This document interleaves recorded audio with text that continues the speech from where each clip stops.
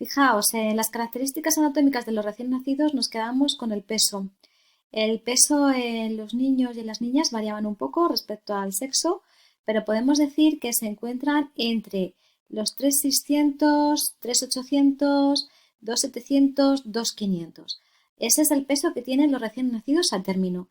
Recordar que la palabra a término es que las semanas de gestación se habían cumplido de forma eh, completa entre las 37 y las 42 semanas, la gestación se había llevado a cabo y el parto se había producido en esas semanas. Recordar también que durante los primeros 5 días de vida es normal que el bebé pierda el 10% de su peso, siendo algo totalmente fisiológico, no se considera algo anormal.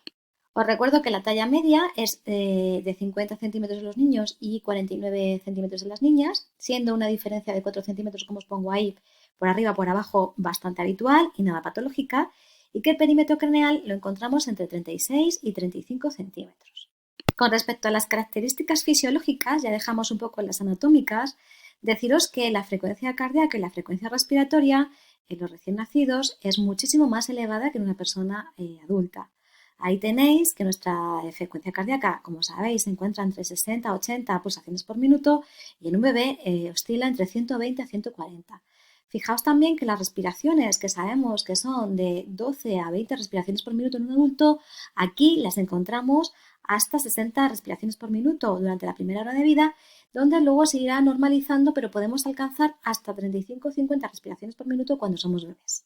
Tenéis que tener también claro que el recién nacido, para poder darle el alta a él y a su madre, es necesario que elimine meconio a partir de las primeras 24 horas de vida. Ya sabemos que es la primera defecación que produce el recién nacido y que como tal no son heces, sino que es la digestión de todo el líquido amniótico. Además, debíamos de valorar todos los reflejos primarios que tiene un recién nacido.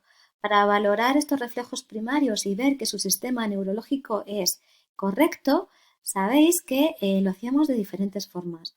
Uno era el reflejo de presión, cuando le dábamos un dedo al niño y este lo agarraba con su manita y apretaba fuertemente. El reflejo de Moro, cuando lo dejábamos caer y alzaba las manos hacia arriba, como teniendo miedo a la caída. El reflejo de succión, que viene establecido por un buen enganche a la mama e iniciar así el periodo de lactancia materna. El reflejo de hociqueo y el reflejo de marcha, que cuando cogíamos al lactante por los hombros o por las axilas, mejor dicho, era capaz de intentar iniciar la marcha. Todo ello nos indica que el bebé tiene un buen desarrollo neurológico. Después de haber visto las características anatómicas y fisiológicas de los recién nacidos, vamos a ver qué es lo que ocurre en la sala del parto, donde se encuentra la madre en el paritorio, en el momento en que nace el niño. Bien, ya sabéis que lo primero que hay que hacer es limpiar la cara del bebé. Al bebé no se le va a bañar hasta que se pasen las primeras 24 horas. Y lo que se hace es limpiar la carita y aspirar las secreciones orofaringeas que se puedan encontrar. Es muy importante que al minuto, a los 5 minutos y a los 10 minutos realicemos el test de APGAR, que ya sabéis que son una serie de valores o de parámetros para ver si el niño está deprimido, está moderadamente deprimido o no está moderadamente deprimido, medianamente deprimido o no está deprimido.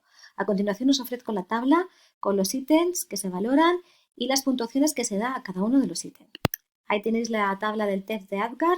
Ya sabéis que se valora la frecuencia cardíaca, el esfuerzo respiratorio, la respuesta a la sonda, el tono muscular y el color que presenta el bebé en el momento de nacer. Recordad minuto, 5 y 10 minutos. Y tienen que estar las valoraciones del test de APGAR entre los 7 y los 10 de puntuación para hablar de que el bebé no le encontramos con ningún tipo de problema al nacer. Bueno, además de realizar el test de APGAR, sabéis que a los recién nacidos hay que realizarles una profilaxis. La primera es para el cuidado de los ojos, donde aplicábamos esta pomada de nitromicina al 1% en cada uno de los ojos para evitar la contaminación bacteriana y durante el canal del parto. Y la segunda era la administración de vitamina K en el vasto lateral del muslo del bebé para evitar alteraciones hemorrágicas, ya que como nacen con el hígado inmaduro y el hígado es el que fabrica los factores de coagulación, puede haber algún tipo de problemas hemorrágicos. Es muy importante llevar a cabo además también los cuidados del cordón umbilical, recordar que hay que lavar y secar bien la zona alrededor del cordón umbilical y aplicar alcohol de 70 para su posterior para poderlo secar y que en los días posteriores se necrose y ese cordón umbilical pueda desprenderse de una forma adecuada sin haber creado ningún tipo de infección, y que es muy importante la realización de la prueba del talón, que se llama así o que es mayormente conocida de esa forma, la prueba del talón, para evitar metabulopatías importantes en el recién nacido. Recordar que se hace a las 48 horas, normalmente es intrahospitalaria, y que después, a partir del quinto y el séptimo día, hay que ir al centro de salud correspondiente a que lo realicen con un pinchazo en el talón para rellenar la cartulina de la que hablamos en clase. Ahí tenéis la cartulina que vamos rellenando con la prueba del talón y bueno, pues que nos va a dar el resultado de esas enfermedades que en el caso de que el bebé las tuviese como cretinismo, fenilcetonuria, problemas tiroideos, pues se pudiesen solventar de la forma más correcta y más temprana posible. Bueno, ya sabéis que con respecto a los cuidados del recién nacido tocábamos varios aspectos, como era la higiene, como era el cuidado de las uñas, como era la ropa con la que le debemos vestir, como era también la alimentación. Bien, recordar que la higiene del bebé, del recién nacido, se hace las 24 horas posteriores a su nacimiento y que no tiene que ser una higiene exhaustiva para no barrer la capa protectora de la piel, sino que tiene que ser una higiene que le proporcione confort, relajación y que se suele hacer a última hora del día. Recordar también los cuidados de la nariz, los cuidados de las uñas, lo tenéis ahí, lo que hemos visto en clase. Y recordar también que la ropa pues, debe ser cómoda, que tenía que ser de materiales, como el algodón, como el lino, es decir, de fibras naturales, evitar pelusas, lazos, botones, ojales y todo aquello que pudiese provocar incomodidad al niño. Bueno, como hemos visto en clase y hemos estado trabajando las ventajas, los inconvenientes y los mitos de la lactancia, os animo a que también lo desarrolléis de forma individual y como vais a ver vais a tener que realizar una actividad con respecto al tema de la lactancia, pero en este caso de forma individual y no colectiva como hemos hecho en clase. Recordar todos los beneficios que aporta la lactancia materna, no solamente a nivel de lo que es la alimentación, sino también para establecer el vínculo emocional y afectivo con el bebé, y recordar todos aquellos mitos e inconvenientes que muchos de ellos, sobre todo los mitos, pues estaban infundados. Bueno, mirad, si se opta por la lactancia artificial, tenemos que decir que hay fórmulas de continuación que no son las mismas, dependiendo de los meses que tenga el niño, y que, bueno, pues todo el material que comprende el biberón, la tetina, el biberón en sí, pues tiene que llevar a cabo unos procesos de esterilización para poder darles las tomas. Aquí es muy importante, bueno, pues echar el agua y luego enrasarlas el biberón con las medidas correspondientes a la edad, a los meses que tiene el niño y, bueno, pues llevar a cabo así las tomas. Pero importante llevar a cabo las medidas de esterilización, sobre todo los primeros meses de vida, con respecto al niño. Bueno, aquí os doy unas indicaciones de cómo sería la técnica de preparación de biberones. Os la podéis ir leyendo tranquilamente. Es un poco lo que he resumido anteriormente. Recordar que es muy importante también la temperatura de cómo se encuentra el biberón, por lo tanto la temperatura a la que echemos el agua es necesario que la controlemos. Veis que tiene que ser una leche determinada a los meses del lactante, es una leche prescrita por el pediatra y que, bueno, pues hay que después diluirla bien, hay que agitar bien la leche para que quede bien diluida y no quede ningún tipo de pozo y comprobar que la tetina está en buen estado. Hay una cosa que os quiero decir, que las tetinas, los agujeros que tienen las tetinas no se agrandan en ninguna circunstancia. Bueno, aquí os sigo dejando un poco las recomendaciones para la lactancia artificial. Hay que ayudar después al niño a que expulse todos los gases, igual que hacíamos con la lactancia materna. Y le vamos a dejar siempre de decúbito lateral. Recordar que el decúbito prono está totalmente contraindicado por su frecuencia o por su relación con la muerte súbita.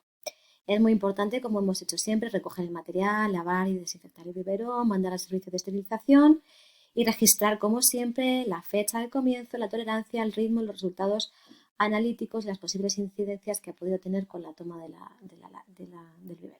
Bueno, mirad, una vez que el niño, bueno, pues ya hemos hablado de todos los componentes principales, vamos a tener que llevar a cabo un seguimiento del mismo. Vamos a tener que llevar un seguimiento del peso y de la talla. Hay unos percentiles entre los que se tiene que encontrar el niño. Puede estar por debajo o por encima del percentil 50, pero nunca puede estar fuera de dichos percentiles.